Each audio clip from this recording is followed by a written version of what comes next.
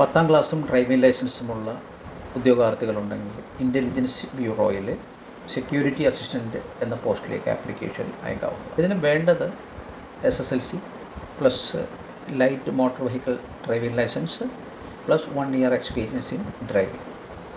പിന്നെ വണ്ടിയെക്കുറിച്ചുള്ള ഒരു ബേസിക് നോളജ് കൂടെ ഉണ്ടായിരിക്കണം. വെറും ഡ്രൈവിംഗ് ലൈസൻസ് മാത്രം പോരാ. ഇതിനായിട്ട് ഓൾ ഇന്ത്യ ലെവലിലാണ് ആപ്ലിക്കേഷൻ ക്ഷണിച്ചിരിക്കുന്നത്. അതിൽ തിരുവനന്തപുരത്ത് മാത്രം 9ഓളം വേക്കൻസികളുണ്ട്. പിന്നെ മറ്റ് സംസ്ഥാനങ്ങളിലും വേക്കൻസികളുണ്ട്. ഇതിൽ നമുക്ക് 18നും 27നും ഇടയിലാണ് ആപ്ലിക്കേഷൻ കൊടുക്കാനുള്ള ഏജ് ബാർ വരുന്നത്. എങ്കിലും ഈ OBCക്കും അതുപോലെ SC/ST വിഭാഗത്തിനുമെല്ലാം അതിനനുസരിച്ചുള്ള റിസർവേഷൻസ് ഉണ്ടായിരിക്കുന്നതാണ്. ഇതിൽ 1ാം ഘട്ടത്തിൽ ഒരു എഴുത്ത് പരീക്ഷ, മാത്സ് ആയിരിക്കും, 20 ജനറൽ അവയർനെസ് ആയിരിക്കും, 20 ഇംഗ്ലീഷ് ആയിരിക്കും, അതുപോലെ തന്നെ 20 റീസണിങ് ഉണ്ടാകും. പിന്നെ ഒരു 20 ചോദ്യങ്ങൾ ഈ വെഹിക്കിൾ റിലേറ്റഡ് ആയിട്ടുള്ള ചോദ്യങ്ങളായിരിക്കും.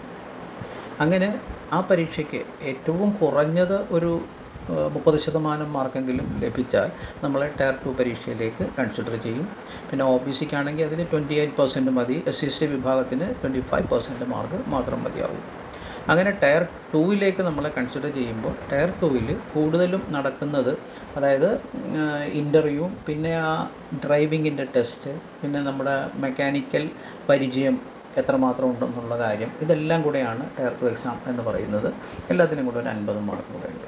അപ്പോൾ ഇതിൽ ഈ ലഭിക്കുന്ന മാർക്കിന് അടിസ്ഥാനത്തിൽ ഒരു മെറിറ്റ് ലിസ്റ്റ് ഇട്ടിട്ടാണ് ഓരോരോ സ്ഥലങ്ങളിലേക്കുള്ള ഈ സെക്യൂരിറ്റി അസിസ്റ്റൻറ്റ്, അതായത് ഡ്രൈവർ തന്നെയാണ് കൺസിഡർ ചെയ്യുന്നത്.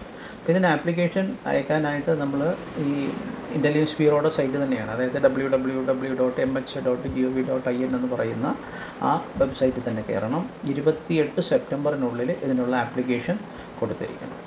അപ്പോൾ ഒന്നുകൂടെ പറയാം, SSLCയും ഡ്രൈവിംഗ് ലൈസൻസും 1 ഇയർ വണ്ടി ഓടിച്ചുള്ള പരിചയവും ഇത്രയും ഉണ്ടെങ്കിൽ കേന്ദ്ര ഗവൺമെൻറ്റിൻ്റെ കീഴിലുള്ള ഇൻ്റലിജൻസ് ബ്യൂറോയിലേക്കാണ് നമ്മളെ സെലക്ട് ചെയ്യുന്നത്. It's A very good chance.